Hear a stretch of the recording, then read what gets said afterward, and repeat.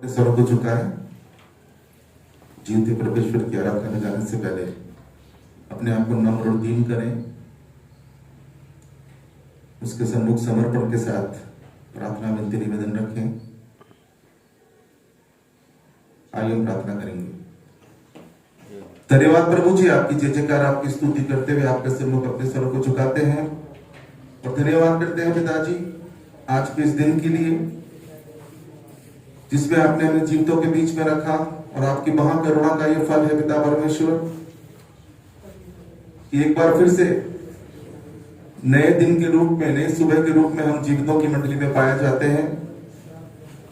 हम धन्यवाद करते हैं पिता परमेश्वर पिछले सप्ताह की तमाम आशीषों के लिए, विशेष तौर आपके जन्म उत्सव को हम धूमधाम से मना सके, अपने घरों में आनंद के साथ पिता परमेश्वर संगति कर सके। हमारे एक बात के लिए धन्यवाद अर्पित करते हैं प्रभु जी, और विशेषकर धन्यवाद देते हैं उन तमाम आशीषों के लिए, हमारी आवश्यकताओं को पूरा करने के लिए प्रभु जी, जो आपने अपने भले भंडार से हमारे लिए पूरी करके दी है। हम प्रार्थना करते हैं पिता परमेश्वर आज के दिन के लिए जब हम आपके भवन में पाए जाते हैं। जितने आ चुके हैं प्रभु जी उनके लिए धन्यवाद अर्पित करते हैं, और जो मार्ग में है पिताजी उनके लिए प्रार्थना करते हैं कि उनको आप सुरक्षित और महफूज लेकर आ जाएं, ताकि हम सब मिलकर आत्मा और सच्चाई से आपकी आराधना कर सके। हम लोगों को दिखाने के लिए नहीं, वरन पिता परमेश्वर उस जीवित परमेश्वर की उपस्थिति में और उसकी आराधना करने के लिए एकत्रित हुए हैं। इसलिए प्रभु जी हमारे हर एक विचार को से दूर रख करके जो संसार क्या है, हमें हमारा ध्यान अपनी ओर लगाने में हमारी सहायता मदद करें प्रभु जी, अपनी आत्मा का बल दे। हम उन तमाम जगहों के लिए भी प्रार्थना करते हैं पिताजी जहां आपके नाम से लोग एकत्रित हैं और आपकी आराधना किया चाहते हैं। वहां की सुरक्षा आपके हाथों में दे दें पिताजी। अंधकार की हर एक शक्तियों को वहां से दूर रखें और अपने दासों को विशेष आत्मा का अभिषेक और बल दे, ताकि प्रभु जी आपकी कलीसिया के लिए आप जो भी कहना चाहते हैं उनके द्वारा कलीसिया तक पहुंच सके। इस छोटे से झुंड के लिए और यहाँ के स्थान के लिए भी आपका धन्यवाद अर्पित करते हैं प्रभु जी, जहां बरसों से आपकी उपस्थिति आराधना होती आई है प्रभु जी, और आगे भी होती रहेगी जब तक आप चाहेंगे पिता परमेश्वर। इस छोटे से झुंड को पिता परमेश्वर आप आत्मा में बढ़ाएं, अपनी बुद्धि और ज्ञान में बढ़ाएं और अपने सेवा कार्य में बढ़ाएं। अभी जब कुछ समय पिता परमेश्वर आपके चरणों में व्यतीत किया चाहते हैं, हमारा गीतों का गाया जाना, वचन का पढ़ा सुना जाना, चिंतन मनन किया जाना, गवाही भेंट का दिया जाना, हर एक बात पिता परमेश्वर आपकी आत्मा से उभारे जाकर होने वाला हो। एक बार फिर से प्रभु जी पूरे वातावरण को आपके पवित्र लव छिड़काव के द्वारा शुद्ध और पवित्र करते हुए आपकी उपस्थिति मानने के लिए प्रार्थना करते हुए ये विनती आपके बेटे हमारे मुझे खुदावंद यीशु मसीह के नाम से मांगते हैं, सुनिए और ग्रहण कीजिए पिता, आमीन। आइए हम सब खड़े हो जाएंगे और कुछ गीतों को गाकर उसकी आराधना करेंगे। सबसे पहला गीत हम गाएंगे, सदा मैं स्तुति करूंगा, सदा मैं सेवा करूंगा।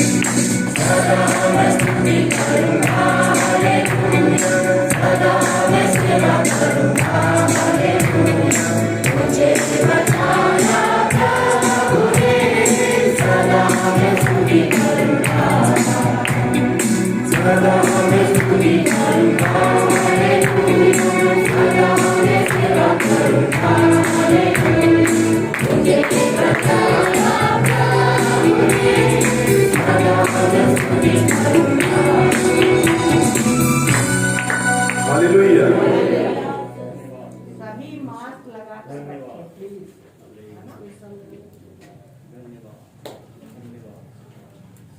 उसकी उपस्थिति में मैं गौर गीत गाएंगे, गीत नंबर 13। राजाओं का राजा है, प्रभुओं का प्रभु है।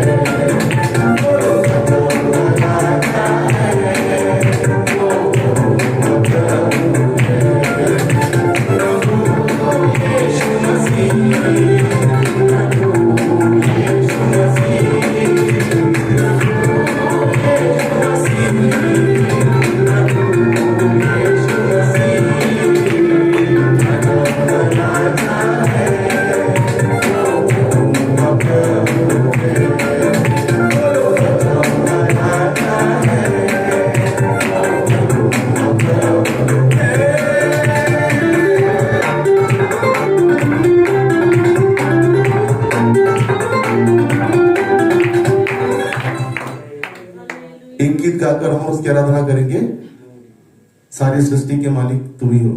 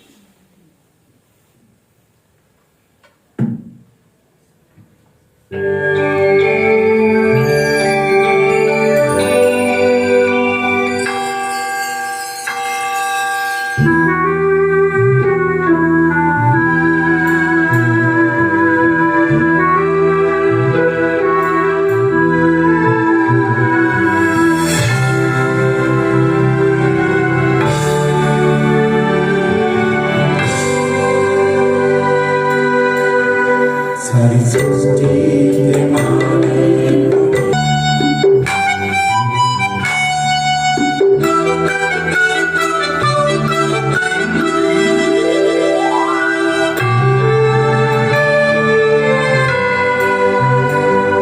सारी सृष्टि को तेरा सहारा, सारी संकट से हमको बचाना, तेरे हाथों में जीवन हमारा है, अपनी आंखें हमको जलाना, सारी सृष्टि को तेरा सहारा, सारी संकट से हमको बचाना, तेरे हाथों में जीवन हमारा है, अपनी आंखें हमको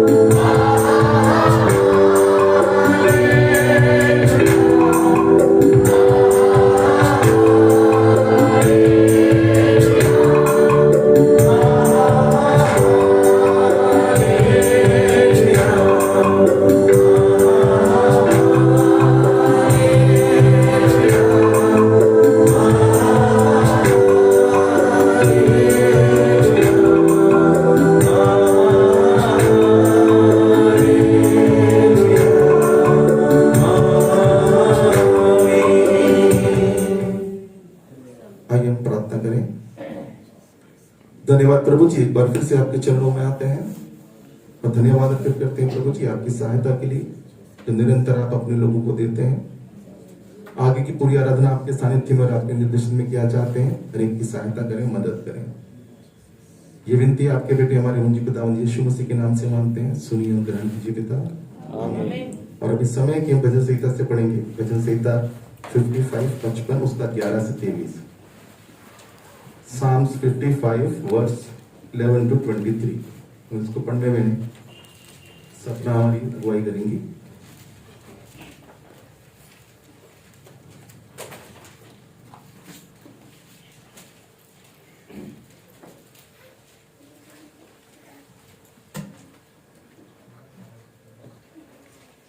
से 23 तक हम पढ़ेंगे बारी बारी से। 55 का 11 से 23। वचन संहिता 55 का 11 से 23। विश्वासघाती के विनाश के लिए प्रार्थना। उसके भीतर दुष्टता से बसेरा डाला है और अंधेर, अत्याचार और छल उसके चौक से दूर नहीं होते हैं। जो मेरे नाम धराई करता है वो शत्रु नहीं था, नहीं तो उसके सह लेता। जो मेरे विरोध बढ़ाई मारता है वह मेरा बैर नहीं था, नहीं तो उसकी छुट जाता।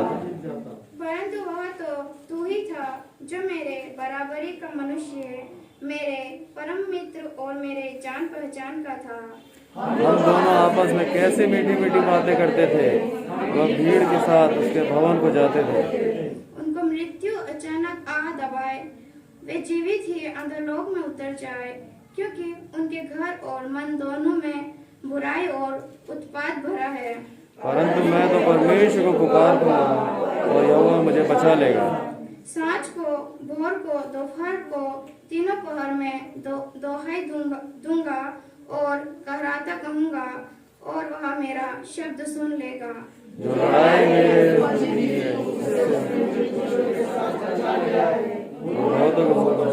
लेकर मेरा सामना किया।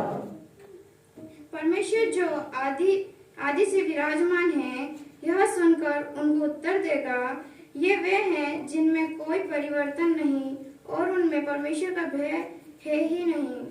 जिसने अपने हाथ छोड़ा लिया और अपनी वाचा को तोड़ डाला। उसके मुंह की बातें तो मक्खन सी चिकनी थी, परंतु उसके मन में लड़ाई की बातें थी। उसके वचन तेल से अधिक नरम तो थे, परंतु नंगी तलवार थी। अपना बोझ यहोवा पर डाल दे, वो तुझे संभालेगा और धर्मी कभी टलने न पाए। आखिरी अर्थ हम साथ पढ़ेंगे। परंतु हे परमेश्वर, तू उन लोगों को नाश के गड्ढे में गिरा देगा। हत्यारे और छुरी मनुष्य से रहेंगे। भरोसा रखे रहो। आमीन। परमेश्वर आप सबको आशीष दे इस वचन के द्वारा।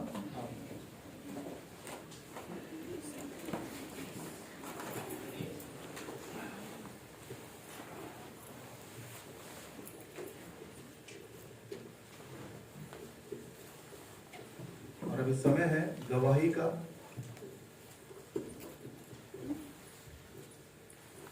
पंद्रह मिनट का समय गवाही का है।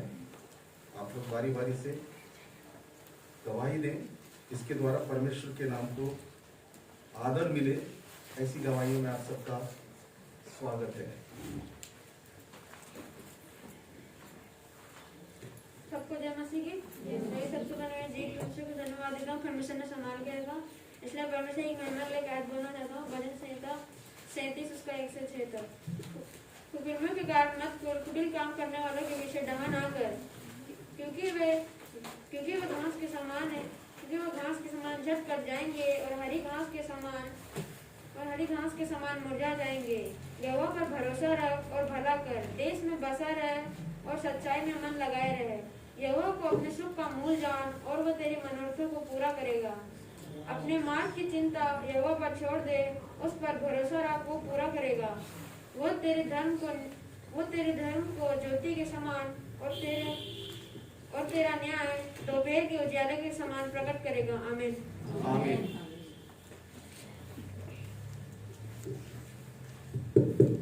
Hello hello.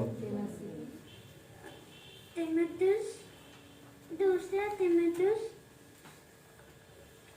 तीसरी आयत उसका 1 से लेकर 8 तक।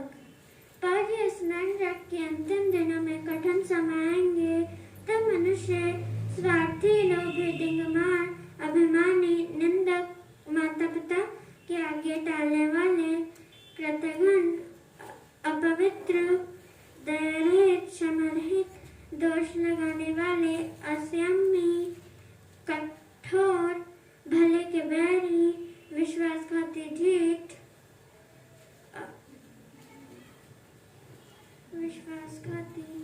पीछे हमेशा चलते हैं। मैंने मेरे जीवन में हमेशा यही पाया कि पहले जब मैं परेशान होती थी तब मैं सबसे ज्यादा इंसानों पे भरोसा कर लेती थी। मैं परमेश्वर का धन्यवाद करती हूँ, जब से मैंने परमेश्वर पे सारी चीजें, अपनी सारी परेशानी डाल दी, उस समय से आज तक मुझे किसी चीज की घटी नहीं। हमेशा परमेश्वर ने मुझे आगे से आगे बढ़ाया। मैं परमेश्वर का धन्यवाद करती हूँ। और अभी भी मैं 2 महीने के लिए कहीं जाने वाली हूँ। आप सब मेरे लिए प्रार्थना करना कि मैं जहाँ जाऊँ परमेश्वर के नाम की महिमा हो। और मेरा भी मन था कि मैं आगे चल के कुछ करूँ, अपने लोगों के बीच में परमेश्वर की बातें सुनूं, चाहे मैं काम की वजह से जाऊँ या किसी भी चीज के लिए, पर मैं परमेश्वर के भय में रह के वो काम करना चाहती हूँ। मैं परमेश्वर का धन्यवाद करना चाहती हूँ, क्योंकि मैं औरों को सिखाती हूँ, पर मेरे परिवार की जो मेरी बहनें हैं वो अभी तक परमेश्वर के भवन से दूर है। मैं परमेश्वर से यही प्रार्थना करती हूँ कि आने वाले समय में मेरी बहनें और जो मेरा परिवार आधा अधूरा है वो सब परमेश्वर के भवन में आने वाले समय में पाया जाए। आप सब मेरी बहनों, मेरी बहन बीनू के लिए और भाई प्रकाश को तो आपने देखा, वो कितने समय से हम सब उसके लिए बैठे थे प्रार्थना में। परमेश्वर ने उसका उत्तर दिया, वो उसी ने उस समय घड़ी जब परमेश्वर ने उसे चाहा उस समय उठा दिया और उसने खुद उसके मुंह से परमेश्वर का धन्यवाद करा। वैसे ही मैं चाहती हूँ जो मेरी बहन है वो भी कट्टर पुजारन है, वो कभी भी हमारी बात को नहीं मानती। वो कहती है तुम तो है ना ऐसा करते हो, मैं तो मेरे पापा के सिद्धांतों पे चलती हूँ। मैंने उनसे कहा जो हमारे पापा ने हमको जो सिखाया वो हमने किया और फिर हमारे पापा ने खुद पापा हमारे लिए बदल गए और पापा ने जो हमको सिखाया वो हम अभी भी कर रहे हैं, क्योंकि वो जीते जी बनने के बाद भी परमेश्वर के चरणों में ही आके उन्होंने सब कुछ अपने आप को परमेश्वर को देके वो अपने आप परमेश्वर में सो गए। मैं परमेश्वर का धन्यवाद करती हूँ। आज मुझे कोई भी परिवार का कहता है तो मैं उनको यही कहती हूँ, क्योंकि हमारे पापा हमको जो सिखा के गए वही हम कर रहे हैं। आज हम प्रभु में पाए जाते हैं तो हमारे पापा की वजह से ही। मैं प्रभु का धन्यवाद करती हूँ क्योंकि मेरे पापा ने भी परमेश्वर को ग्रहण कर दिया था। क्योंकि मेरे पापा ने जब परमेश्वर को ग्रहण किया था, मैं नहीं जानती कि उनके साथ ऐसा क्या हुआ, पर जब मेरे पापा ने अपने अंतिम सांसें छोड़ी तब मेरे पापा ने यही कहा था कि बेटा जो मेरे बच्चे करते हैं वही मैं करूंगा। और उन्होंने 6 महीने बाद 6 महीने तक उन्होंने किसी चीज को हाथ नहीं लगाया, उनका दारू पीना सब छूट गया। मैं परमेश्वर का धन्यवाद करती। और जब वो अंतिम दिन उनके आए थे घूमते फिरते, जब वो परमेश्वर के पास गए, उन्होंने ये भी कहा कि जब मैं सो रहा था तब मुझे एक स्वप्न आया कि मैं सफेद वस्त्रों में 2 जने मेरे पास आए और मुझे आकाश में लेके गए। मैं परमेश्वर का धन्यवाद करती हूँ कि जीते जी मेरे पापा ने वो स्वप्न देखा और मुझे ये बताया भी था। क्योंकि ये वचन पढ़ते हैं, पर मैं परमेश्वर का धन्यवाद करती हूँ कि आने वाले समय में इनके मुख खुले, परमेश्वर को नाम का धन्यवाद ये अपने मुंह से कहे। मैं परमेश्वर का धन्यवाद करती हूँ। आप सबको धन्यवाद करती हूँ। मेरे लिए प्रार्थना करना। मैं 2 महीने के लिए बाहर जाऊंगी और अक्षय को भी मैं लेके जाऊंगी। बाकी मेरे 3 बच्चे यहाँ हैं, मम्मी है, वो रेगुलर चर्च में आएंगे। मैं उनको सब हर बात सिखा के जाऊंगी। हो सकता है मैं नया साल आपके साथ नहीं मनाऊं, वहां मनाऊंगी। परमेश्वर का धन्यवाद। और परमेश्वर से यही प्रार्थना है कि मैं नया साल आप लोगों के साथ मना के जाऊं। और एक बात और है, आप मेरे लिए प्रार्थना करना कि क्रिसमस के दिन मैं यहाँ से गई और घर जाके मेरी गाड़ी जब्त होगी। मुझे पता नहीं, मेरी तरफ से मैं फ्री थी गाड़ी के लिए, और जब मुझे पता चला कि मेरी गाड़ी उन्होंने उठा लिया, तो मैंने परमेश्वर से यही प्रार्थना की, प्रभु मैं जाने से पहले मुझे मेरी गाड़ी घर चाहिए। आज मैं जाऊंगी, मेरी गाड़ी लेके आऊंगी। परमेश्वर का धन्यवाद हो, क्योंकि मुझे पता नहीं था कि सामने आगे क्या हुआ। शायद 2021 में आते आते मुझे मेरी गाड़ी मेरे नाम करवानी जरूरी थी। परमेश्वर का धन्यवाद हो कि मुझे मेरी गाड़ी भी मैं अपने नाम करवा के और फिर मैं सही समय पे वहां जा सकूं। आप सब मिलकर प्रार्थना करना, क्योंकि ये बातें यहाँ कहने की थी नहीं, पर भी प्रभु ने मुझे उसके लिए भी मेरे मन में 2 बातें डाली दी थी। मुझे अचानक ही ऐसा लग रहा था कि मेरी गाड़ी किसी ने पकड़ तो नहीं ली। प्रभु का धन्यवाद हो, उसी समय मेरे पास फोन आ गया वहां से। मैं प्रभु का धन्यवाद करती हूँ, क्योंकि परमेश्वर हमें कभी भी झूठा अपने मन से कोई बातें नहीं बताएगा। परमेश्वर हर बात सच बताता है, क्योंकि मुझे उस समय भी आभास हुआ था कि मेरी गाड़ी को कुछ हुआ है, तो उसी समय मुझे जवाब भी मिल गया था। इसलिए मैं परमेश्वर का धन्यवाद करती हूँ। परमेश्वर की हर एक बातों पे, चाहे वो छोटी बड़ी कैसी भी हो, मैं उन चीजों पे विश्वास करती हूँ जो मेरे जीवन में हुई है, और मैं आगे भी विश्वास करूंगी उन चीजों के लिए। आप सब मेरे लिए प्रार्थना करना, मेरे लिए, मेरे बच्चों के लिए, और मेरी मम्मी के लिए, भाई प्रकाश के लिए, और गांव में जो फैमिली है उन सब के लिए, कि आने वाले समय में सब शादी के लायक है। प्रभु उनके लिए अच्छे से एक अच्छा रिश्ता ढूंढे। मैं भी चाहती हूँ कि जो भी रिश्ता आए प्रभु की ओर से हमें मिले और हम उनको करें। आप सबको जय मसीह की। प्रार्थना करते रहें। हम लोग आप लोगों के लिए प्रार्थना करते हैं। हम सब एक दूसरे के लिए प्रार्थना करते हैं। ये विश्वास है हमारा, और करते भी हैं, और यही प्रार्थना हम करते रहें, क्योंकि हमारे बहुत से ऐसे लोग हैं हमारे ही जो अभी तक प्रभु को ग्रहण नहीं की। हम विश्वास करते हैं आने वाला साल हमारे लिए नहीं, लेकिन उनके लिए आशीष का कारण बन जाए। हालेलुया। हमारे द्वारा वो लोग भी प्रभु में आए, प्रार्थना करें, वचन पढ़ें और प्रभु के राज्य में शामिल हो जाएं। आमीन। और कोई गवाही देना चाहता है? मैं भी अपने जीवित परमेश्वर का धन्यवाद करती हूँ जिसने मुझे और मेरी फैमिली को, मैं फैमिली के साथ रहती भी थी, लेकिन मेरी गैर फैमिली बहुत ज़्यादा मिक्स करती थी। मैं क्योंकि पूरे साल भर तक हम दूर रहे, ये कमी हमेशा खटखटाती थी कि मेरे परिवार से कब मिलेंगे। बस परमेश्वर से यही दुआ करते थे, लेकिन वो आया जो हमें पूरा साल हमें एक साथ मनाने के लिए परमेश्वर ने जो सहायता मदद की। परमेश्वर का जन्मदिन हमने जो धूमधाम से मनाया, कभी सोचा नहीं था कि मना पाएंगे, लेकिन परमेश्वर जीवित परमेश्वर है। वो हर एक बच्चों की ख्वाहिशें हमेशा परमेश्वर पूरी करता है, और पूरे साल मुझे और मेरी छोटी सी कलिसिया को और संभाल के रखा और हमको एक साथ आज का ये दिन भी दिखाया, उसके लिए परमेश्वर का धन्यवाद। सबको जय मसीह की। आइए हम प्रार्थना करें। उसके पहले मैं भी परमेश्वर पिता का धन्यवाद अर्पित करता हूँ कि उसने मुझे, मेरे परिवार को और विशेषकर मेरे कलीसिया के तमाम परिवारों को पूरे साल भर परमेश्वर ने संभाल कर रखा और हमें इस वर्ष के अंतिम रविवार में आने का अवसर दिया। उन तमाम बातों के लिए, आशीषों के लिए, सुरक्षा के लिए, सहायता के लिए, उसके अनुग्रह दया के लिए मैं परमेश्वर पिता का हृदय से धन्यवाद अर्पित करता हूँ। आइए हम प्रार्थना करें। प्रार्थना में विशेष तौर से जो आपने विषय सुने हैं, जीवन और आशीष का बर्थडे था पिछले दिनों में 25 और 26 को, उसके लिए धन्यवाद करें। और जैसा कि उनकी दिली इच्छा है कि वो अपना खुद का गैराज डालें और एक छोटा सा घर बनाए जिसमें वो रह सकें, उसके लिए भूमि की और धन की और कई चीज़ों की आवश्यकता है। परमेश्वर उनको वो अपने नियत समय पर उपलब्ध कराए ताकि वो उस आशीष से भरकर परमेश्वर का धन्यवाद करें। गायत्री त्रिवेदी के लिए प्रार्थना करें कि जो गवाहियाँ हम सलोनी के द्वारा सुन रहे हैं, उनके चंगाई की और उनके विश्वास की, आने वाले समय में वो स्वयं अपने जुबान से इस भवन में अपने पैरों से चल के आकर खड़ी होकर इन गवाहियों को हम सुनने पाए, ताकि परमेश्वर की महिमा होने पाए। और पूरा उसके परिवार के लिए प्रार्थना करें जब वो काम के लिए या किसी भी कारण से घर से बाहर रहती है अपने बेटे के साथ, तो जहां कहीं भी वो रहे, परमेश्वर के कार्य को निरंतर अपने व्यवहार से, अपने आचरण से, अपने गीतों से करती रहे, सेवा का कार्य। इस बात के लिए प्रार्थना करें और उसकी अनुपस्थिति में उसके बाकी बच्चे और मम्मी यहाँ पर सुरक्षित रहे। परमेश्वर उनकी भी अगुवाई करे कि वो किसी भी गलत मार्ग पर नहीं जाए, अंधकार की कोई शक्तियां उनके परिवारों में काम ना करने पाए। पास्टर अजीत और उनके परिवार के लिए प्रार्थना करें, पास्टर जॉनी और उनके परिवार के लिए प्रार्थना करें, मेरे और मेरे परिवार के लिए भी आप प्रार्थना करें, और तमाम उन सेवकों के लिए, विशेषकर हमारे जो अगुए हैं डॉक्टर सैमुअल थॉमस, उनके लिए प्रार्थना करें कि वो एक बड़े ग्रुप का और बड़े झुंड का अगुवाई करते हैं, तो परमेश्वर आत्मा के द्वारा उनको विशेष बल दे कि वो हर एक बात को समझते हुए और सेवा कार्य में हर एक का मार्गदर्शन उचित रीति से करते रहे और समय समय पर वहाँ की जो भी आवश्यकता है उनको पूरा करने में परमेश्वर उनके कंधों को मजबूत करे। इन तमाम बातों को याद करते हुए हम लोग 5 मिनट का सेशन रखेंगे प्रार्थना का। आपको जैसी अगुवाई करे, जो विषय आपको याद रहे उसके लिए प्रार्थना करें, और अंतिम प्रार्थना मैं करूंगा। 5 मिनट का समय है, फिर हम वचन में जाएंगे। आइए हम प्रार्थना करें। धन्यवाद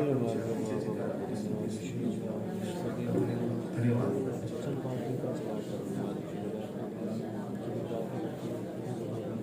आपके वचन पर विश्वास करते हुए चंगाई पाती है प्रार्थनाओं से उसको और अच्छा समझ और बुद्धि देना, ताकि वो आपके ऊपर पूर्ण विश्वास करके चर्च में आ सके। भाई के लिए प्रार्थना करते हुए प्रभु जी को गैराज खोलना चाहते हैं, उनको जमीन और जो भी आर्थिक परिस्थिति है हर प्रकार से मदद और सहायता मिल रही है, ताकि वो खुद का भी एक अच्छा गैराज खोल सके। सब कुछ आपका हाथ में समर्पित करते हैं। बहुत सी ऐसी प्रार्थनाएं जो करते हैं,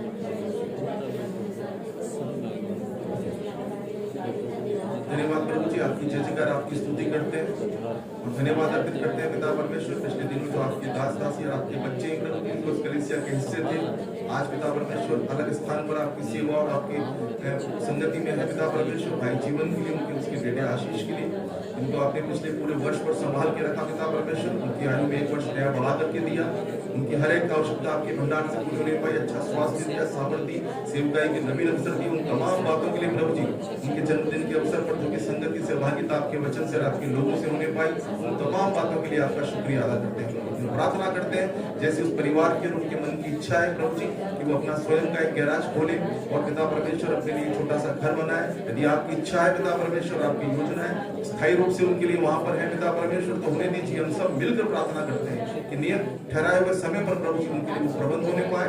भाई ने कई बार पिता परमेश्वर दूसरों पर विश्वास करके धोखा खाया है प्रभु जी, और अपने समय को और अपने पैसे को और धन को और अपने परिश्रम को पिता परमेश्वर व्यर्थ गंवाया है, वो सब आपने देखा है प्रभु जी। उसकी मन की भली भावती इच्छा को देखते हुए पिता परमेश्वर जो भी उसके लिए उचित है हम आपसे करने के लिए हाथ जोड़कर उनकी प्रार्थना करते हैं प्रभु जी। हम प्रार्थना करते हैं बहन गायत्री के लिए प्रभु जी, सलोनी के द्वारा वहां वचन की सेवकाई होती है और वो उस पर विश्वास करती है प्रभु जी। होने दीजिए आने वाले समय में वो और उनका घराना पिता परमेश्वर आपके भवन में आकर अपने मुख के द्वारा आपके नाम की स्तुति आराधना करने पाए, महिमा करने पाए, आपकी बड़ाई करने पाए, आपका धन्यवाद करने पाए। हम प्रार्थना करते हैं पिता परमेश्वर बहन बुरा के लिए, जब वो यहाँ से जाती है आप मार्ग में उनकी अगुवाई करें, सुरक्षित महफूज स्थान पर पहुंचाएं और जहां भी रखें प्रभु जी अपनी सेवकाई के नवीन अवसर उनको प्रदान करें और उनके चाल चलन उनके द्वारा पिता परमेश्वर अपने राष्ट्र अपने राज्य के सुसमाचार को आगे बढ़ने में उनकी सहायता मदद करें। और जब उनकी अनुपस्थिति में पिता परमेश्वर बच्चे यहाँ अकेले रहते हैं, मम्मी अकेली रहती है, प्रभु जी उनकी भी अगुवाई करें, अंधकार के शक्ति से बचाएं और मसीह संगति में मसीह शरीर में ढील डोल में प्रभु जी बढ़ने में उनकी सहायता मदद करें। हम प्रार्थना करते हैं पास्टर रंजीत और पास्टर जोनी के लिए, उनके परिवारों के प्रभु जी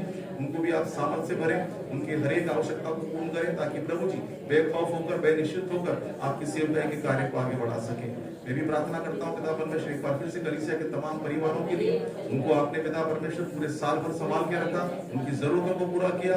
लॉकडाउन में प्रभु जी कई प्रकार की समस्याएं परेशानियां कमी घटिया रही, लेकिन प्रभु जी कोई भूखा नहीं सोया, किसी को कोई समस्या नहीं, प्रभु जी कोई ऐसे संकट में नहीं पड़ा जिसके द्वारा पिता परमेश्वर वो निकलने में उनको परेशानी हुई। इसलिए हर एक बात के लिए आपका धन्यवाद करते हैं। आज जब बुरा पिता परमेश्वर अपनी गाड़ी को जहां भी वो है उसको लेने जाती है प्रभु जी, उसके कार्य को भी आप आसान करना। जिसके पास है प्रभु जी जो भी कारण से है प्रभु जी उन सबके हृदय को नर्म करना ताकि प्रभु जी वो बच्ची अपनी गाड़ी को लेकर जो आपकी ओर से उसको आशीष के रूप में मिली है अपने परिवार तक पहुंचा सके और यहाँ से आनंद खुशी के साथ पिता परमेश्वर उन कार्यों के लिए जा सके जहाँ उसको ले जाना चाहते हैं। आगे की पूरी सभा पिता परमेश्वर आपके सानिध्य में निर्देशन में क्या चाहते हैं, हर एक से बात करें, वचन के द्वारा सबको आशीष दें और मुझे भी पिता परमेश्वर इस योग्य बनाए कि मैं आपके वचन को लोगों को सिखा सकूं, उनको उन तक पहुंचा सकूं जो आप उनसे बात किया चाहते हैं प्रभु जी।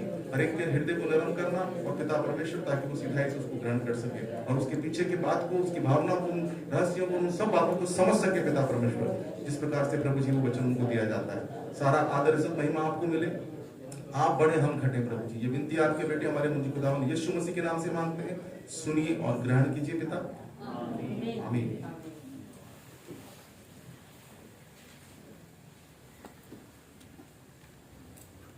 पिछले कई दिनों से हम प्रचार सुन रहे हैं,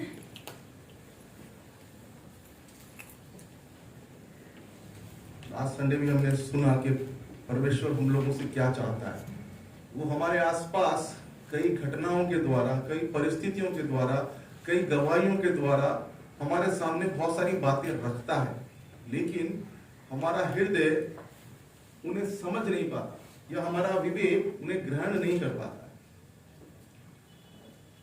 यहाँ खड़े होकर के जो पासबान या प्रभु के सेवक या दास दासी किसी भी बात को कहते हैं ना, वो एक कहानी नहीं होती है,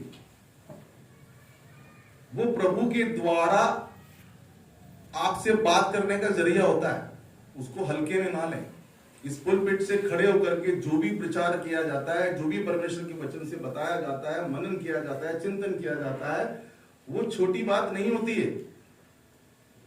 यदि उसको आप हल्के में लेते हैं और उसको अपने जीवन में गहराई से महत्व नहीं देते हैं ना, तो उसके परिणाम हम सबको भुगतने पड़ते हैं। पिछले कई दिनों से हम अविश्वासियों के विषय में, एक क्रम के विषय में कि एक परिवार का क्रम होता है, एक कलीसिया का क्रम होता है, एक संस्था का क्रम होता है, इन तमाम विषयों पर सुन चुके हैं। लेकिन पिछले कुछ दिनों में कुछ बातें कलीसिया में या कलीसिया के आसपास ऐसी हो रही है जिसको समझ के या मुझे देखकर थोड़ी सी तकलीफ होती है। और आज भी नहीं, मैं विश्वास करता हूं इस बात को कि आत्मा बात करता है लोगों से। मेरे और जॉनी के बीच में कोई कोऑर्डिनेशन नहीं था कि क्या वो वचन आज भजन संहिता छांट के लाएंगे, या गवाही वालों को पता नहीं था कि वो क्या गवाही में बोलेंगे। लेकिन आत्मा जब काम करता है तो वो सबके मध्य में समानता से उन चीजों को डालता है, ऐसा वातावरण बनाता है कि वो चीजें सब अच्छी लगने लगे या उसी से जुड़ने लगे।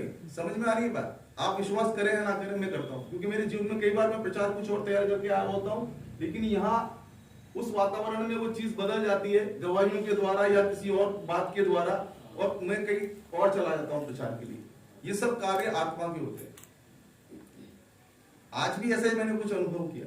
10 मिनट का गवाही का समय था, लेकिन जाने दो उसको, थोड़ा बढ़ने दो, बढ़ रहा है तो, क्योंकि प्रभु की महिमा ही हो रही है। और फिर अंतिम रविवार भी है, कोई ये ना कहे कि मुझे अवसर ना मिला, क्योंकि शायद हो सकता है हम मिडनाइट सर्विस तो कर नहीं पाएंगे, पर मैं अभी आज आराधना के बाद हम पास्टर्स बैठ के बात करेंगे। यदि संभव होगा तो हम शाम को संध्या को 1 घंटे के लिए यहाँ पर एकत्रित होंगे, ताकि अपनी गवाहियां और प्रार्थना धन्यवाद परमेश्वर को चढ़ा सके। ठीक है? तो आज भी जो भजन संहिता निकला, वहां भी वही सब बातें। क्या पढ़ा हमने भजन संहिता में आज? 55 का 11 पहला पद ही,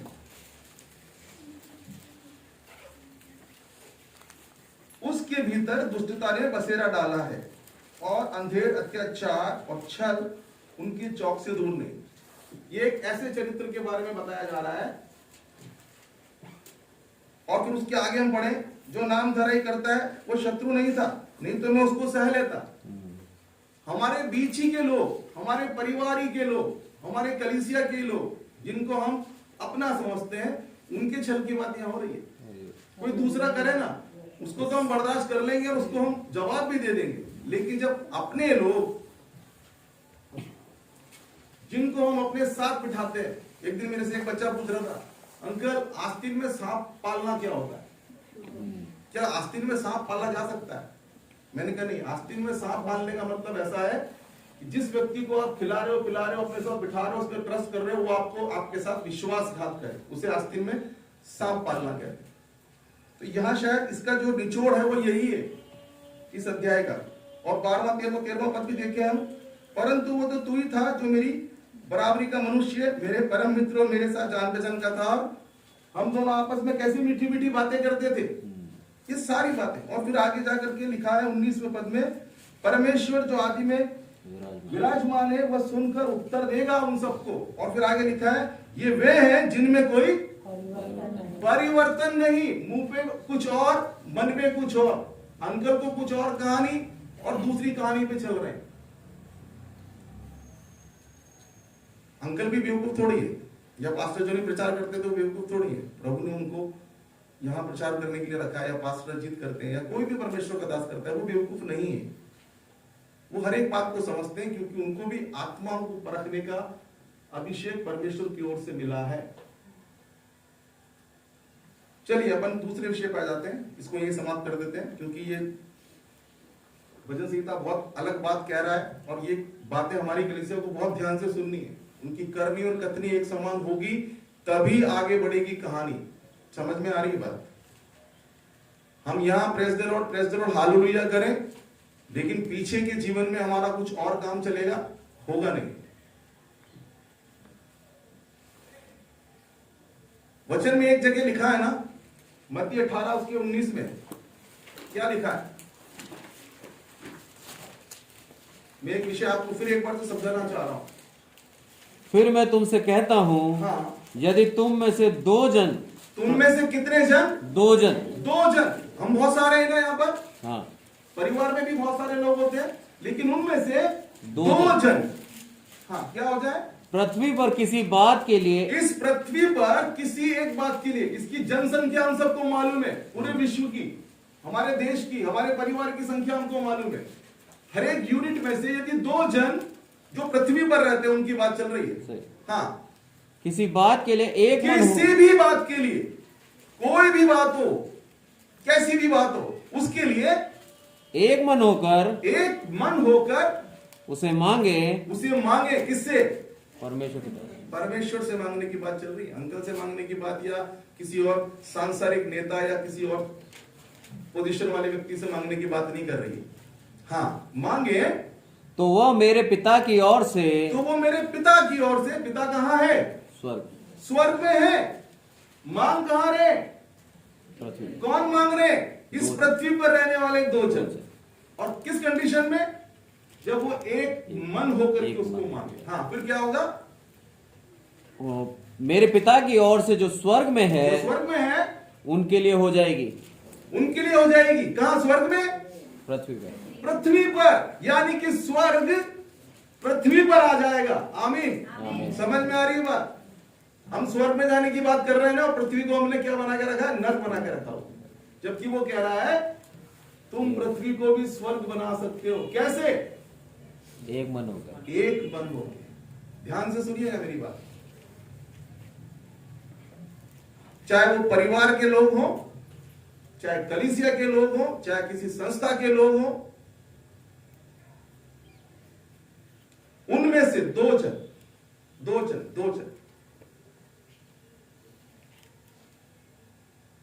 फिर क्या होगा? स्वर्ग पृथ्वी पर आ जाएगा। यह विषय जो जुड़ा हुआ है, यह एक प्यार से जुड़ा हुआ विषय है। एक मन होने के लिए प्यार चाहिए, एकता चाहिए, फ्रेंडशिप चाहिए, दोस्ती चाहिए, विचारों में समानता चाहिए, बहुत सारी बातें। इनका सबका एक क्रम है। शादी हो जाती है, शादी के कुछ दिन बाद तू मैं शुरू। कारण मन नहीं मिल रहा। एक मन तो नहीं है, पर उसके पीछे क्योंकि दोनों दोस्त नहीं है। सबसे पहले जो बात आती है ना, वो होती है दोस्ती की। और दोस्ती का जो आधार होता है वो कब होता है? जब आपके विचारों में, आपकी भावनाओं में, आपकी कल्पनाओं में समानता होगी। दो अलग विचारधारा के लोग कभी भी दोस्त नहीं हो सकते। समझ में आ रही है बात? यदि एक मत से सहमत नहीं है तो उनकी दोस्ती कभी होगी नहीं, गारंटी है मेरी। क्योंकि वो रोज एक दूसरे का विरोध कर रहे हैं, तो वो दोस्त कैसे होंगे? तो दुश्मनी रहेंगे वो तो। समझ में आ रही बात? सबसे पहले दोस्ती की बात आती है किसी भी रिश्ते में, चाहे वो कलीसिया का पास्टर, कलीसिया का विश्वासियों का रिश्ता हो, बच्चों का माँ बाप के साथ हो, पति का पत्नी के साथ हो, या किसी और। दोस्ती कोई पति पत्नी के बीच में नहीं होती। दोस्ती किसी के साथ भी हो सकती है ना? दोस्त कोई भी हो सकता है ना। सबसे अच्छा दोस्त कौन है दुनिया में? यीशु मसीह, इसको कहा है। और परमेश्वर ने स्वयं कहा अब्राहम से, मैं तेरा मित्र हूं, तू मेरा मित्र है। कैसे मित्रता बढ़ी उनकी भाई? क्योंकि उनके विचारों में समानता आ गई। सबसे पहली बात यह होती है कि जब कल्पना और भावनाओं में समानता होती है ना, तब दोस्ती होती है। और जब दोस्ती होती है तो फिर उन दोनों के बीच में एकता आ जाती है। और जब एकता आ जाती है तब प्यार पनपता है। बात की चीज है प्यार। पहले दोस्ती करनी जरूरी है, और दोस्ती करने के लिए विचारों में समानता आना आवश्यक है। दो अलग अलग विचार के लोग कभी दोस्त नहीं हो सकते, और दोस्त नहीं हो सकते तो वो एकता में नहीं बन सकते, और एकता में नहीं बन सकते तो उनके बीच में प्यार पनप ही नहीं सकता। इस विषय को गहराई से समझे आप, क्योंकि परिवारों में बहुत जगह उथल पुथल मची हुई है, कलीसियाओं में, या अपनी कलीसिया की बात नहीं कर रहा मैं, तमाम जगह पूरे विश्व में। कारण ये उनमें यूनिटी नहीं रही है, क्योंकि उनके बीच का प्यार खत्म हो गया, उनके बीच की दोस्ती खत्म हो गई है। कारण उनके विचारों में मतभेद आ गया। जहां समानता विचारों में, एकता, वहां दोस्ती, और उसका रिजल्ट प्यार पनपना। और जहां असमानता, कल्पनाओं भावनाओं में अलग अलग, वहां विद्रोह, बैर, सहनशीलता खत्म हो जाएगी, चाहे वो कोई भी हो। कलीसिया में पास्टर के साथ हो, चाहे बच्चों का माँ बाप से हो, भाई बहन के बीच में हो, एक बात पे राजी नहीं होंगे वो, उनमें असमानता में विद्रोह आ जाएगा। एक दूसरे की आंख में खलने लगेंगे, झाड़ू चप्पल चलने लगेगी, पता नहीं क्या क्या चलेगा। ये सब स्वाभाविक है। उसके पीछे रीजन यही है कि उनके बीच से दोस्ती खत्म हो गई है, समानता खत्म हो गई है। और ये सब करने के लिए परमेश्वर ने हमको इस योग्य बनाया है कि हम अपनी भावनाओं को तोड़े मरोड़े, अपने विचारों को नियंत्रित करें, उस क्रम को पहचाने जिस क्रम में परमेश्वर ने हमको रखा है, उस स्थान को पहचाने जिस स्थान पर हमको रखा है, उस काम को पहचाने जो परमेश्वर हमसे कराना चाहता है। अब हमारा तो मन ही नहीं है काम करने का, लेकिन दबाव में परिवार के या संसार के या संस्था के या समाज के किसी भी डर में हम वो काम कर रहे हैं। वहां विचारों में समानता आएगी नहीं, क्योंकि आपका विचार उस पर एकाग्र होता ही नहीं है। आपके विचार में तो वो काम आपने करना ही नहीं है। लेकिन किसी कारण से आप उसको करने लग गए। जब वो विचार समानता नहीं होगी ना, तो उस पूरी टीम के अंदर वो दिखेगा।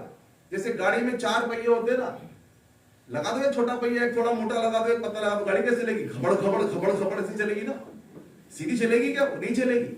वही स्थिति परिवारों की हो रही है, वही स्थिति कलीसियाओं की हो रही है। कहने का मतलब अपने वचन में पढ़ा कि जब 2 व्यक्ति जो इस पृथ्वी पर हैं वो एक मन के हो जाते हैं, तो क्या होता है? स्वर्ग पृथ्वी पर आ जाता है। और उसी कारण परमेश्वर ने अपने इकलौते पुत्र को पिछले दिनों उसका जन्मदिन मनाया है, इसी कारण भेजा, क्योंकि पिता, पुत्र, पवित्र आत्मा, उनका वचन सब में समानता है, इसलिए उनके बीच में यूनिटी है, जो मसीहत का आधार है। उनके बीच में प्यार है, ऐसा प्यार कि वो अपने पिता के लिए कुर्बान हो गया। उसने क्या था? जाके अपने आप को बलिदान कर दे, उसने कर दिया। आज किसी बेटे को बोलो जा तू मेरी जगह थप्पड़ खा के आ जा, खाएगा क्या वो? अरे प्यार होगा तो खाएगा। हाँ बाप मैं खाता हूं, तू बुढ़ा है तू नहीं खा सकता चाटा भी, मैं खा सकता हूँ जवान हूं। उसके लिए प्यार चाहिए, समानता चाहिए विचारों में। लेकिन शैतान ने सबसे पहले पकड़ के रखा हुआ इसी बात को। खत्म करो उनके बीच की दोस्ती, इनके विचारों की समानता को अलग अलग कर दो। पति बोले मैं तो उत्तर में, पत्नी बोले मैं दक्षिण में, फिर कैसे प्यार होगा? हाँ परिवार की संख्या जरूर बढ़ जाएगी, उसे प्यार नहीं कह सकते आप। प्यार के लिए तो आपको अपनी भावनाओं को, अपनी कल्पनाओं को, सबको तोड़ना मरोड़ना पड़ेगा। मुझे मेरी पत्नी के लिए करना पड़ेगा, पत्नी को मेरे लिए करना पड़ेगा, मेरे को बच्चों के लिए करना पड़ेगा, बच्चों को मेरे लिए करना पड़ेगा, कलीसिया को पास्टर के लिए करना पड़ेगा, पास्टर को कलीसिया के लिए करना पड़ेगा, चाहे इच्छा हो या ना हो। यदि वो करने में हम सक्षम हैं और कर रहे हैं तो हम दोस्त बन सकते हैं सब। और जब हम सब दोस्त बन जाएंगे, हमारे अंदर यूनिटी आ जाएगी, तो हमारे बीच में प्यार अपने आप बढ़ेगा। 120 लोग थे पेंतीकोस्त के दिन, प्रेरितों का दूसरा अध्याय उसके दूसरे पद में पढ़ेंगे तो पूरी पृथ्वी पर 120 लोग थे वहां पर, जो एक मन के होकर के क्या कर रहे थे? प्रार्थना कर रहे थे। और क्या हुआ? अरे आकाश खुल गया भैया, आप किसी लपटे उपटे लग गई।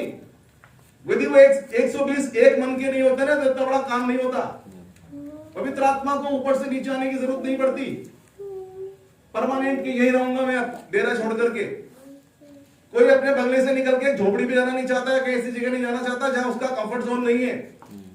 लेकिन वो प्यार के कारण, उस आज्ञाकारिता के कारण, उस दोस्ती के कारण वो वहां से आ गया, हमारे बीच में बसेरा कर लिया पवित्र आत्मा ने। पहले आता था पुराने नियम में, काम करता था, चला जाता था वापस स्वर्ग में। लेकिन वो 120 लोगों के एक मन होने के कारण वो स्वर्ग छोड़कर पृथ्वी पर आ गया और लोगों के बीच में आज तक है। वो जा नहीं रहा है यहां से, चाहे लोगों के बीच की एकता खत्म हो रही है, कुछ भी हो रही है, लेकिन वो तो बन गया, वो तो यही है। और उसके बाद यदि आप आगे पढ़ोगे ना तो उन 120 लोगों पर यरूशलेम में वो अत्याचार हुए। यदि बाइबल की हिस्ट्री आप देखोगे तो, मुझे नहीं पता वचन में कितने हैं, लेकिन अलग से दूसरी जो बुक से उनमें पढ़ोगे तो आपको पता लगेगा उन 120 लोगों की क्या दुर्गत हुई है।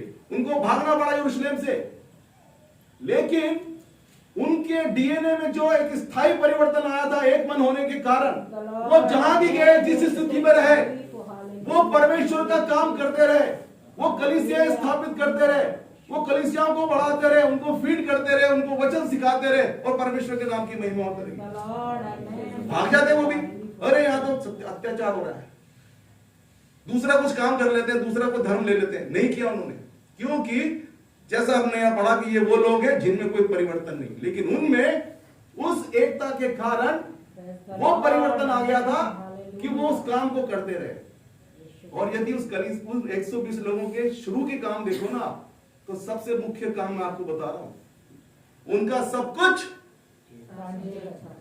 किसका था? अरे मेरी जेब में मैं किसी को हाथ डालने नहीं देता आज की तारीख में, कैसे साझा करूंगा भाई मैं? सब कुछ क्या था? साझे का था। कोई गरीब नहीं था, कोई अमीर नहीं था, सब लोग अपना अपना बेचकर वहां रख देते थे, सब समान। तब यूनिटी थी, तब दोस्ती थी, तब प्यार था, किसकी क्या जरूरत है उसको पूरा करना है। लेकिन आज ये चीज पाई नहीं जाती है, कलीसियाओं की तो छोड़ो, परिवारों में नहीं पाई जाती है भैया। सबको अपना अपना चाहिए, सबकी अपनी अपनी लाइफ है, अपने विचारों से, अपनी कल्पनाओं से, अपनी बातों से या जो वचन सिखा रहा है उस पर भी एक मत नहीं हो पा रहे हैं। और बातों को छोड़ो, पति पत्नी और बच्चों के बीच में एक वचन भी डिस्कस हो जाती है, वो वचन भी सहमत नहीं है। वचन तो एक ही है, बैप्टिज्म एक ही है, पवित्र आत्मा एक ही है, पुत्र एक है, पिता एक है, फिर उसमें कैसी कंट्रोवर्सी है, उसमें कैसा विरोध है, लेकिन हो रहा है। कारण उनके बीच की दोस्ती, वो पहले का सा प्यार, जो पहला प्यार था वो उठ गया है, वचन कहता है इस बात। और जहां जब कुछ सब कुछ साझे हो जाता है, दुख खुशी मुसीबत परेशानी बीमारी हारी, वहां एक मन हो जाता है। उन 120 लोगों ने यही किया और सारा कुछ आ गया। और इसके लिए बताऊं आपको क्या चीज जरूरी है। आज्ञाओं का सारांश जो है ना, उनके अंदर यही है, शुद्ध मन। जब तक आपका मन शुद्ध नहीं रहेगा ना, आप किसी दूसरे के प्रति कुछ बात अच्छी सोच ही नहीं सकते। शुद्ध मन चाहिए, बिल्कुल प्योर। तब उसकी कमी घटी, उसकी बुराई अच्छाई सब आपको समान दिखने लगेगी। शुद्ध मन आवश्यक है, अच्छा विवेक। और तीसरी बात, कपट रहित विश्वास। ऐसा विश्वास जिसमें कोई कपट नहीं हो। कपट का मतलब praise the Lord uncle, praise the Lord uncle, अरे अंकल का बहुत, ये कपट है। कपट रहित, कपट सहित नहीं, ऐसा विश्वास हमको चाहिए। और उसके बाद वो प्रेम, जो परमेश्वर का प्रेम है। ये चार बातें आज्ञाओं का सारांश है, पूरी आज्ञाओं का बाइबल में निचोड़। शुद्ध मन, अच्छा विवेक और कपट रहित विश्वास और प्रेम। ये पहले तीन हो जाएंगे ना, तो प्रेम अपने आप उत्पन्न हो जाएगा। और जब प्रेम आ गया तो बाकी चीजें तो पूरी हो ही रही है। उसके पहले के क्रम मैंने आपको बता दिए कि पहले दोस्ती, विचारों की समानता। कलीसिया में क्यों प्रचार करते हैं? इसीलिए कि एक वचन से सब लोग एक धागे में पिरोए जाए, एक माला के रूप में दिखाई दे। ये लग रही है, वहां बटन दबाया सारे बल्ब एक साथ हो जाते। यहां मैं कहता ही रहूं, सबको समझाता ही रहूं, ये करना है वो करना, लेकिन किसी के कान में चढ़ता ही नहीं। सब वही अपने अपना कर रहे हैं। अरे भी क्या हो रहा है? सबको मनमानी करनी है तो फिर हमको बोलने से तो फायदा नहीं है ना। यहाँ पर है क्या फायदा? बताओ मुझे, है कोई फायदा बोलने से? वचन के अंदर गयुस, ह्यूमेनिस, सिकंदर, सबके बारे में ना, सब यहूदी मत के मानने वाले थे, पौलुस के साथ थे, लेकिन बाद में विचारों में मतभेद डाले, विरोध करने लगे ना पौलुस का भी। सब तरह का मसाला है बाइबल में, क्योंकि वो पवित्र आत्मा की नहीं सुन रहे, सुन ही नहीं रहे, वो अपने तरीके से अपना काम करना चाह रहे हैं। आखिरी वचन में एक आपको बताना चाह रहा हूं, पहला पतरस 2 का 1 से 3 हम देखेंगे। 1 पीटर वर्स 2 1 से 3 तक। ध्यान से इसको अंडरलाइन कर लेना, इस वचन को।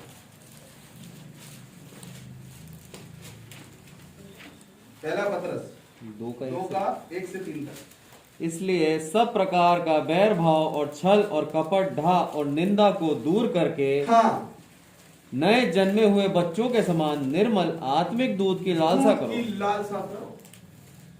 क्या करना है? सब प्रकार का बैर भाव और छल और कपट, डा और निंदा को दूर करके नए जन्मे हुए बच्चों के समान निर्मल आत्मिक दूध की लालसा करो, ताकि उसके द्वारा उद्धार पाने के लिए बढ़ते जाओ, बढ़ते जाओ, बढ़ते जाओ, बढ़ते जाओ। हम क्या पाने के लिए बढ़ रहे हैं? मुझे नहीं मालूम क्या पाने के लिए बढ़ रहे हैं। आपको मालूम होना चाहिए क्या पाने के लिए आप यहाँ आते हो प्रभु के।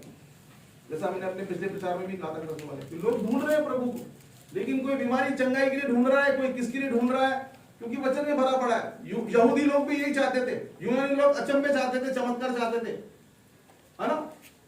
बस उनको यही दिखाओ तो वो माने प्रभु, वरना नहीं माने। लेकिन वचन कहता है कि सच्चे जीवते परमेश्वर को ढूंढने आओ ना, तो उसको प्रणाम करने, सिजदा करने आओ, झुकने आओ उसके सामने, क्योंकि चंगाई मंगाई वो तो दे देगा। लेकिन हम आते ही हमारी भावना ये होती है, मेरे को नौकरी मिल जाए, मेरे लिए ये हो जाए, मेरे लिए वो हो जाए, वो सारी बातें मांगने के लिए आते हैं, लेकिन उसके सामने झुकने को तैयार नहीं। अपने आप को तोड़ने के लिए, मरोड़ने के लिए, या उसके सामने गिरने के लिए, उसके दासों के सामने गिरने के लिए तैयारी है ही नहीं।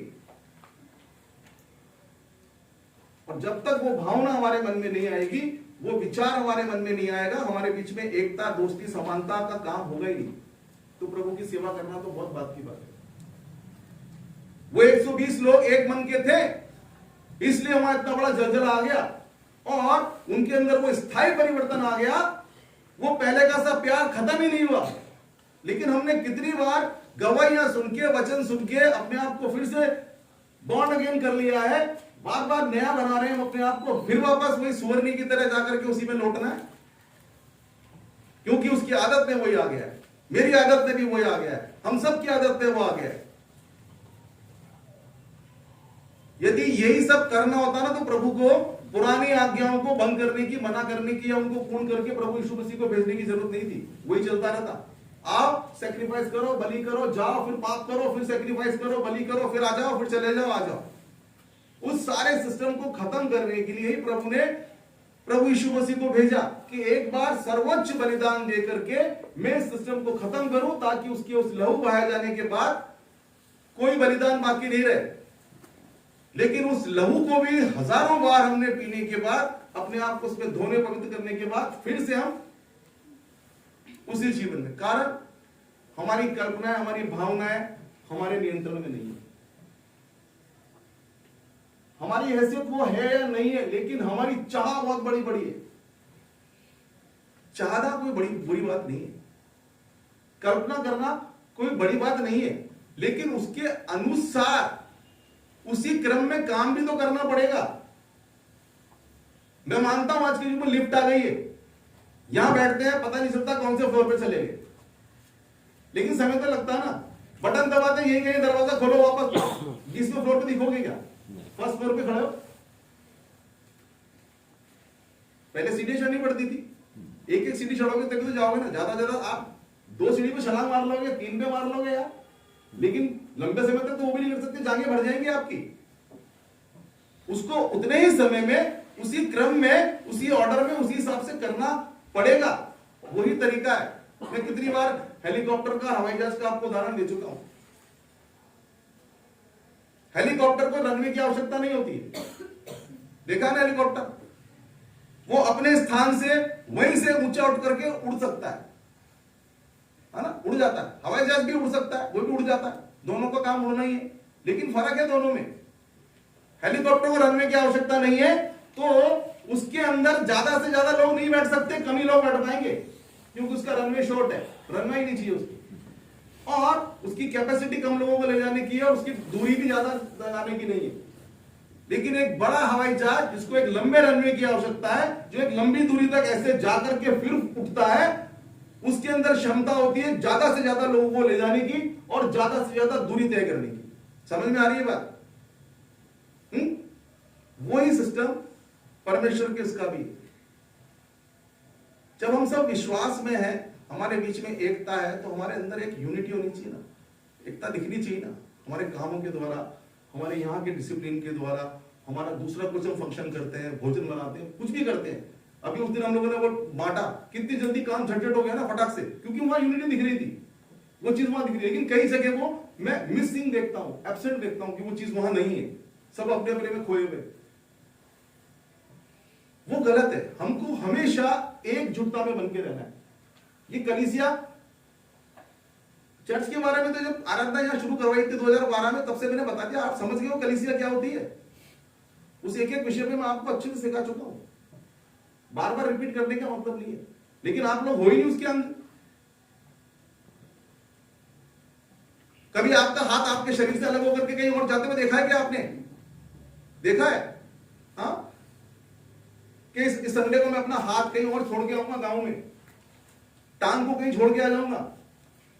लेकिन कलीसियाओं में होता है, उनकी टांग कहीं और होती है, हाथ किसी दूसरे आराधना में होता है, एक पैर किसी काम पे चला जाता है। इस कलीसिया के शरीर के अंगों की यही स्थिति है।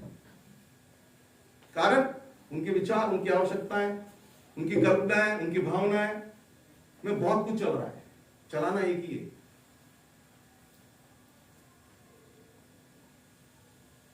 जब तक हम उस क्रम में, उस यूनिटी में, इस चर्च को डिसिप्लिन में नहीं लाएंगे ना, यहां ग्रोथ नहीं दिखेगी,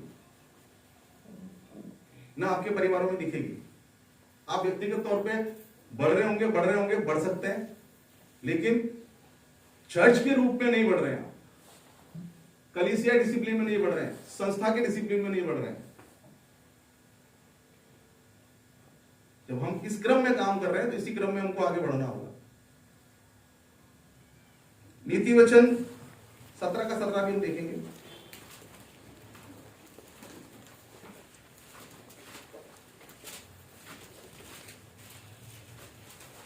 मित्र सब समयों में प्रेम रखता है और विपत्ति के दिन भाई बन जाता है। हमने दोस्ती के बारे में पढ़ा है अभी, दोस्ती का क्रम सीखा है कि परिवारों में चाहे वो भाई बहन हो, पति पत्नी हो, माँ बेटे हो, बहने बहने हो, उनमें दोस्ती आना जरूरी है।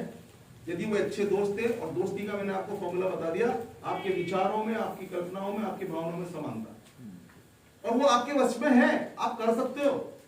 आप अपनी बहन के लिए, अपने भाई के लिए कुछ सैक्रिफाइस कर सकते हो, छोटे बड़े के लिए। उसका एक सिस्टम है, क्रम है।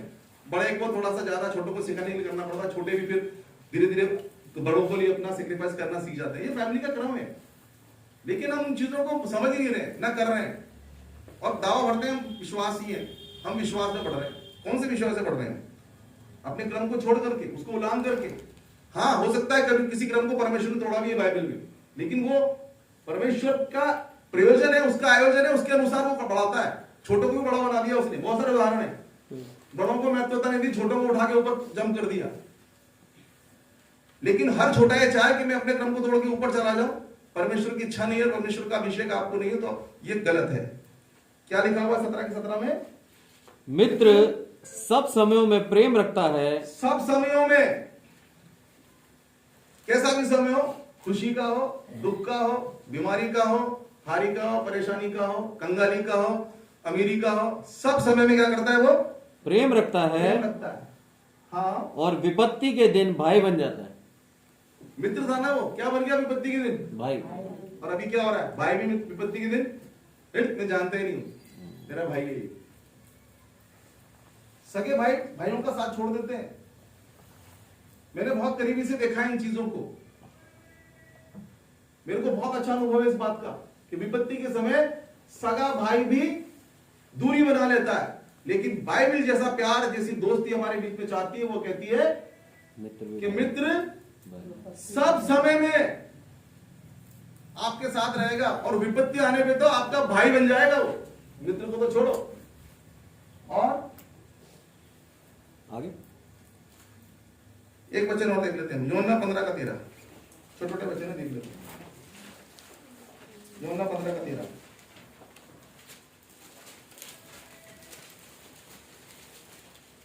इससे बड़ा प्रेम किसी का नहीं कि कोई अपने मित्रों के लिए अपना प्राण दे। हंसी आ रही है ना, उनका पता नहीं कौन से ज्ञान की बातें करने लगे। मेरा ज्ञान नहीं है, बाइबल का ज्ञान है। इससे बड़ा कोई प्रेम नहीं है कि कोई अपने मित्रों के लिए प्राण दे। प्रभु यीशु मसीह ने अपने मित्रों के लिए प्राण दे दिया ना, दिया ना भैया। तभी तो एक सीने में गाना है, यीशु कैसा दोस्त प्यारा, गम और दुख और बोझ उठाने दो। और हम कहते हैं क्या ही वक्त है हमारा बाप के पास जाने दो। लेकिन बाप के पास जाते तो हम कहते हैं प्रभु दुख तो ले ले, तू सब ले ले, पर हमें दुख मत दे। कैसे चलेगा भाई? ये चीज हमें सीखनी पड़ेगी, अपने छोटे से बच्चों को भी सिखानी पड़ेगी। पास्टर जॉनी जी मेरे घर पे काम बंटवा रहे थे, हम सब मिलकर के काम कर रहे थे। वहां पर छोटे छोटे बच्चे थे, उनके बिना मास्क के बहुत सारी भीड़ के, इनको वो नहीं हो जाए। तो मैंने कहा जॉनी इनको अंदर कर दे। नहीं, अंदर इनको अभी से सीखना पड़ेगा, देना सीखे अभी से ही। कितनी अच्छी बात है कि छोटे से बच्चा अभी से देना सीखे कि हमें देना है। हमारे पास जो भी उसमें से गरीबों के साथ बांटना है, उनकी मदद करनी है। वो छोटी सी उम्र में सीखेगा, तभी तो आगे जाके देना अपनी मुट्ठी खोलेगा ना, नहीं तो खोलेगा नहीं मुट्ठी। वो अपना अपना भरना भरेगा, अपने अपना भरेगा, जो भी लाएगा मेरे को मिले, जो आए मेरे को मिले, जो आए मेरे को मिले। नहीं भाई, हमारी आवश्यकता का हमें मिलेगा, इस बात पर विश्वास रखना। परमेश्वर नियत समय पर उसको पूरा करता है। लेकिन आप ही आपके भरने के लिए परमेश्वर नहीं है, पूरी संसार को बनाने वाला है। वो पूरी सृष्टि की आवश्यकताओं को पूरा करना है उसको। उसके लिए वो आप और हमारे हाथों को, पैरों को तो इस्तेमाल करेगा। किसको करेगा? बांट दिए हमने 125 कट्टे, कंबल भी बढ़ गए होंगे शायद, पूरे बचे होंगे तो बांट देंगे 2-5 कंबल और भेज दिया फोटो, लो भाई नहीं दिया हमने कलीसिया को। कलीसिया को क्यों देंगे? कलीसिया को जरूरत भी नहीं है ना। कलीसिया को तो खुद सक्षम होना है कि वो औरों के लिए अपने हाथों को खोल सके, इस योग्य बनना है, और परमेश्वर बना रहा है। यूहन्ना 15:13 पढ़ लिया हमने, समझ में आ गया? एक बार फिर से पढ़ लो। इससे बड़ा प्रेम किसी का नहीं कि कोई अपने मित्रों के लिए अपना प्राण दे। तैयार हो जाना प्राण देने के लिए, मित्रों के लिए। इफिसियों 3:17-19। कई लोग इन वचनों को पढ़ते थे, याद भी उनको, प्रभु के लोगों की बात कर रहा हूं मैं, और वो कहते हैं ये तो बाइबल की बात है, बाइबल में लिखी है, प्रैक्टिकल लाइफ में थोड़ी अच्छा होता है, ऐसा थोड़ी किया जा सकता है। अरे भैया, प्रैक्टिकल लाइफ में करने के लिए लिखा है बाइबल में। हाँ, एक चीज जरूर नहीं लिखी हुई है कि अपने प्रभु परमेश्वर की परीक्षा मत करना, लेकिन लोग इसको भी उससे जोड़ देते हैं कि नहीं वो तो लिखी है, बस हमें थोड़ी करना है, ये करना पड़ेगा। इफिसियों 3:17-19। और विश्वास के द्वारा, ये प्रार्थना करें आप आज के वचन के लिए कि विश्वास के द्वारा मसीह तुम्हारे हृदय में बसे। तुम्हारे की जगह पढ़े मेरे हृदय में बसे। मसीह मेरे हाँ। हृदय में बसे कि मैं अब देखो प्रेम में, है ना, अकल में अकल की जरूरत है। मैंने एक बार करा दिया मैं, तो फिर हर जगह में ही पढ़ना है। हाँ। और विश्वास के द्वारा मसीह मेरे हृदय में बसे हाँ कि मैं हाँ प्रेम में जड़ पकड़कर, आमीन, हाँ और नेड़ डालकर, हाँ आगे बढ़ो, सब पवित्र लोगों के साथ हाँ भली भांति समझने की शक्ति पाऊं हाँ कि उसकी चौड़ाई हाँ और लंबाई हाँ और ऊंचाई और गहराई कितनी है, और मसीह के उस प्रेम को जान सकूं हाँ, वेरी गुड, जो ज्ञान से परे है, कि मैं परमेश्वर की सारी भरपूरी तक परिपूर्ण हो जाऊं। ये प्रार्थना रोज करें, इस आयत को रट लें, क्योंकि विश्वास को एक्सप्लेन इससे बढ़िया हम कहीं नहीं कर सकते। हम सब विश्वास की दशा में है ना, इस संसार के समुद्र में हम विश्वास रूपी जहाज में, जहाज को तैरना चाहिए या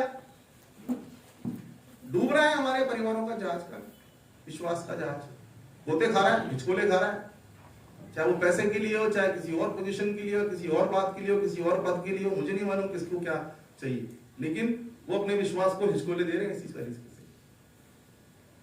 लेकिन प्रार्थना हमारी ये होनी चाहिए कि हम सब उस बात में बढ़ जाएं आगे, जैसे यहाँ 3:17-19 में लिखा हुआ है।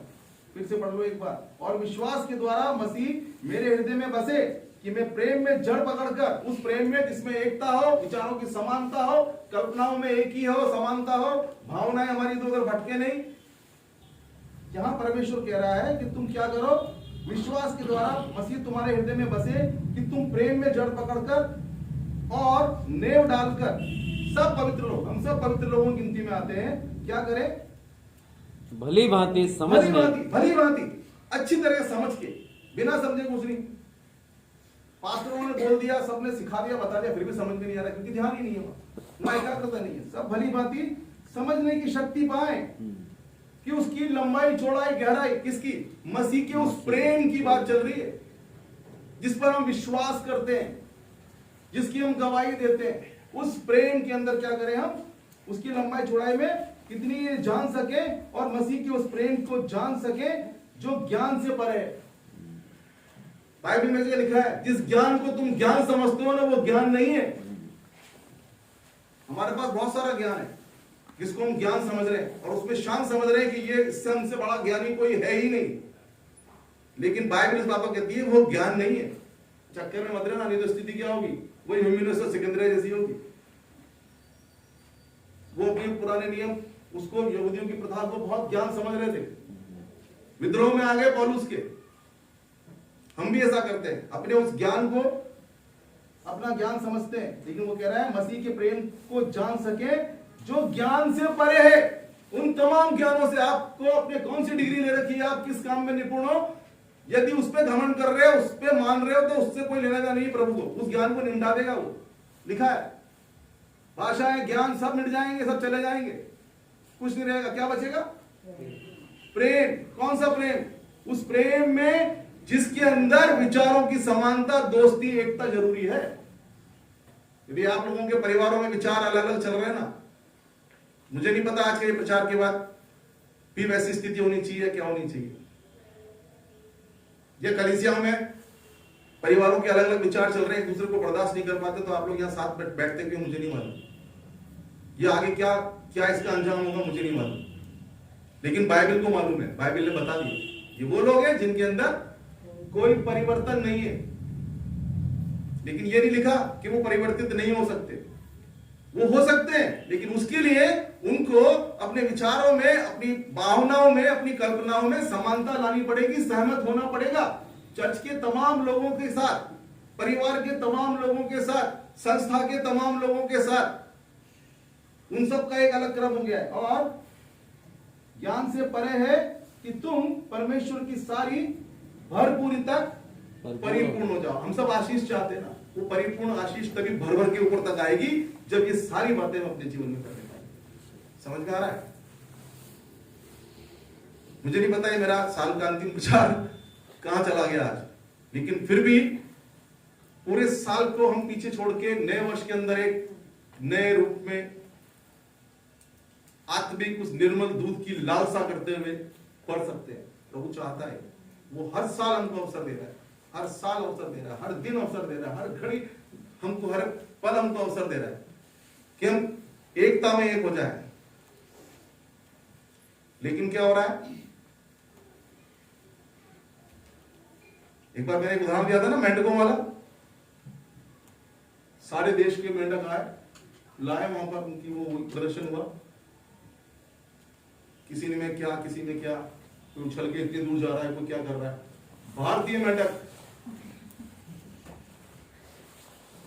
वो तो टांगे वांगे बांध के लाए थे, किसी ने हाथ बांध रखा था, किसी ने क्या कर रखा था, लेकिन जैसे खोलते थे वो जंप करते थे। और यहाँ हमारे में तो बिल्कुल खुले छोड़ रखे थे सारे मेंढक। मैंने कहा यार ये तुम्हारे मेंढक भागते नहीं क्या? बोले नहीं, ये भागते नहीं है, एक दूसरे को भागने में देते, तुम टांग पकड़ लेते हैं।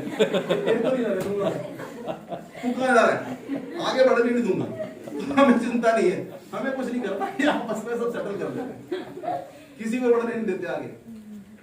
दूसरा जाने लगता है, पीछे वाला टांग खींच लेता है, आजा बेटा ये पी जाना। वो स्थिति हमारी हमको नहीं करनी। हम सबको क्या करना है? और आगे बढ़ने में धक्का देना है, पुश करना है, बढ़ो बढ़ो, हम साथ हैं सब एक दूसरे के। आमीन। अभी क्रिसमस का एक प्रोग्राम के देख रहा था मैं, तो उसकी भी एक किसी बात चल रही थी। कमेटी ने डिसाइड किया हम क्रिसमस बहुत अच्छा मनाएंगे और ये करेंगे वो करेंगे, तमाम बातें हुई। बोले इस बार हम चरनी भी है ना बहुत बड़ी मनाएंगे। वो छोटी चरनी में लोगों का ध्यान नहीं जाता, तो हम पूरे पंडाल में ज्यादा बड़े हिस्से को चरनी के रूप में मनाएंगे और वहां पर वो प्रतिमाएं नहीं लगाएंगे, लोगों को जिंदा बिठाएंगे। बिठा दिया, मजूसी भी बढ़ गए, गधा भी ओरिजिनल बांध दिया, गाय बकरियां भेड़े भी सब बांध दी, है ना। और यूसुफ और मरियम भी ओरिजिनल बना दिए, बच्चा भी ओरिजिनल रख दिया। बच्चा थोड़ी देर 5-10 मिनट 15-20 मिनट तो ठीक रहा, आधे घंटे बाद रोना शुरू कर दिया। फटाफट उस बच्चे को हटाया, दूसरा बच्चे का इंतजाम किया, 15-20 मिनट वो भी शुरू।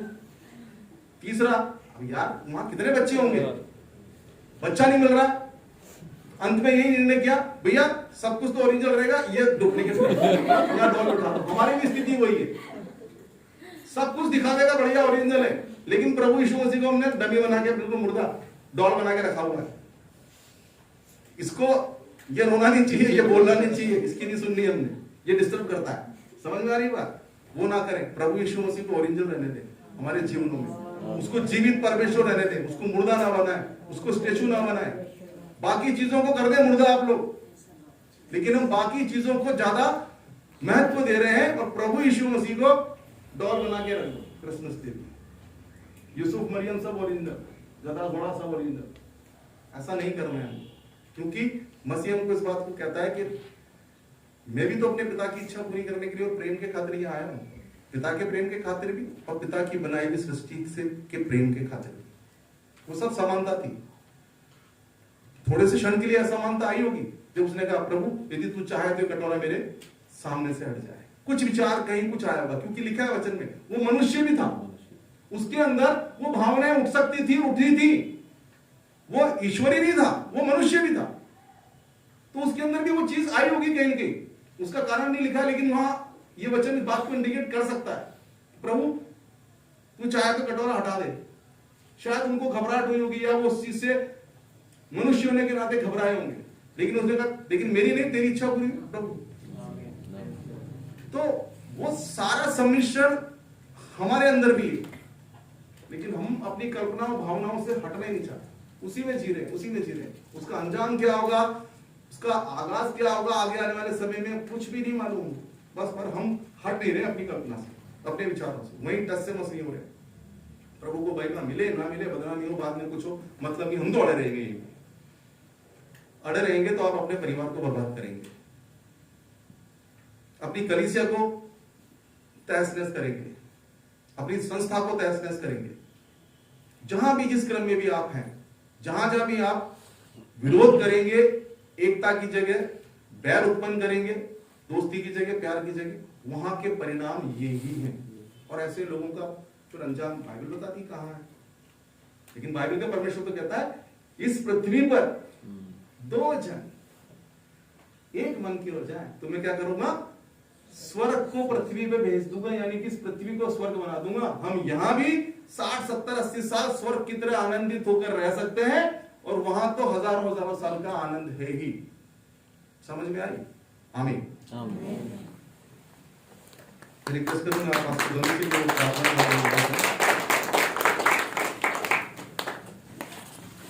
आइए प्रार्थना। हे मेरे प्रभु, आपका बहुत बहुत धन्यवाद मेरे प्रभु। पिछले दिनों आपने हमें संभाल के रखा ईश्वर, और इस कलीसिया के तमाम लोगों को आपने संभाला, इसलिए आपका धन्यवाद ईश्वर। पूरा 1 साल हमारा लॉकडाउन में निकला, उसके बावजूद भी मेरे प्रभु एक भी परिवार वाला मेरे प्रभु इस कोरोना वायरस से ग्रसित नहीं हुआ मेरे प्रभु। और हर एक की आर्थिक स्थिति को भी आप जानते हैं, उसके बावजूद भी हर एक के घर में मेरे प्रभु चूल्हा जला, खाना बना ईश्वर, उनके किसी भी चीज की कमी घटी नहीं हुई मेरे प्रभु। इसका आपका बहुत बहुत धन्यवाद देते हैं मेरे प्रभु। इस वचन से हम यही सीखते हैं कि हम एक कलीसिया, एक पूरे एक परिवार है मेरे प्रभु, और परिवार के सारे अंग एक साथ मिलकर आपकी महिमा के लिए हम कार्य करें मेरे प्रभु, ताकि हमारे जीवन से आपकी महिमा हो ईश्वर। मेरे प्रभु आपका बहुत बहुत धन्यवाद। पिछले दिनों हमें यह अवसर मिला ताकि हम गरीबों के अंदर बांट सकें और वचन को आपके बांट सकें मेरे प्रभु, और पूर्ण रूप से हमने उस वचन को बांटा, इसलिए आपका धन्यवाद ईश्वर। मेरे प्रभु हर एक परिवार के लिए प्रार्थना करते हैं, वह आपके भय भक्ति में और इस कलीसिया के अंदर एक मन होकर आगे बढ़ता जाए, ताकि हमारी कलीसिया और बढ़े और आपकी स्तुति आराधना होती रहे मेरे प्रभु। सब कुछ आपके हाथों में सौंपते हैं मेरे प्रभु। इस सुंदर वचन के लिए आपका धन्यवाद ईश्वर, प्रभु यीशु मसीह के नाम से मांगते हैं, आमीन। और ये समय है कि हम अपने भेंटे परमेश्वर अर्पित करेंगे, उस समय गीत गाएंगे, गीत नंबर 86, किन किन की स्तुति करूं यीशु मां तेरे दानों के लिए।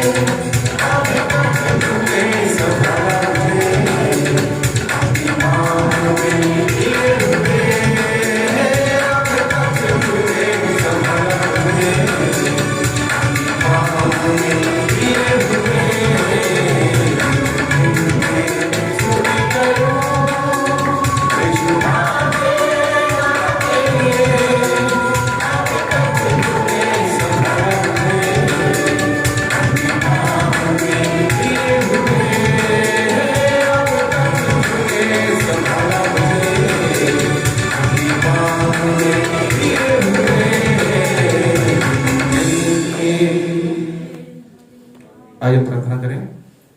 धन्यवाद पिताजी, एक बार फिर से बड़े आदर और सम्मान के साथ आपके चरणों में आते हैं तो धन्यवाद अर्पित करते हैं प्रभु जी आज की संगति से अभाग्यता के लिए जो हम आपस में रख सके और विशेषकर आपके साथ रख सके। प्रभु जी हर एक को आशीष देना, हर एक की जरूरतों को, बातों को आप जानते हैं, उसमें आप उनकी अगुवाई करना। आज के वचन के लिए प्रार्थना करते हैं, सबकी अगुवाई करना प्रभु जी। आज की गवाही के लिए धन्यवाद अर्पित करते हैं पिता परमेश्वर। जो जो विषय हमने आपके सम्मुख रखे उन सब पर आपकी हाँ और आमीन करके चाहते हैं पिता परमेश्वर। और विशेषकर ये भेंट जो आपके लोगों ने अपनी मेहनत की कमाई में से आपके लिए सेवा के लिए अर्पित की है प्रभु जी, इसको ग्रहण करें, इसको आशीष करके हमें दें ताकि आपके पवित्र काम के लिए खर्च हो सके। और पिता परमेश्वर आने वाले समय में लोगों को इस योग्य बनाए कि वो बहुतायत से धनी नहीं वरन तन और मन भी पिता परमेश्वर आपको अर्पित कर सके और आपकी सेवा महिमा के लिए उनके पास जो भी उत्तम है उसको अर्पित कर सके। जब यहाँ से जाते हैं पिता परमेश्वर आपकी सहायता सुरक्षा हमें से प्रत्येक को मिलने पाए ताकि हम अपने घरों पर पहुंचकर आपके नाम को धन्यवाद कह सके। जब तक हम दोबारा ना मिलते तब तक पिता परमेश्वर आपकी पवित्र आत्मा, आपका वचन और पिता परमेश्वर आपका प्रेम हम सबके मध्य में पाया जाए। सारा आदर जब महिमा आपको देते हुए ये विनती आपके बेटे हमारे पिता यीशु मसीह के नाम से मांगते हैं, सुनिए और ग्रहण कीजिए पिता, आमीन। अब हमारे प्रभु यीशु मसीह का अनुग्रह, परमेश्वर पिता का प्रेम और पवित्र आत्मा की सभा की तरफ संगति हम सबके साथ और संसार के प्रति विश्वासी जन के साथ, विशेषकर इस कलीसिया के हर एक छोटे बड़े सदस्य के साथ अब से लेकर सर्वदा तक होती रहे, आमीन। प्रभु आप सबको आशीष दे।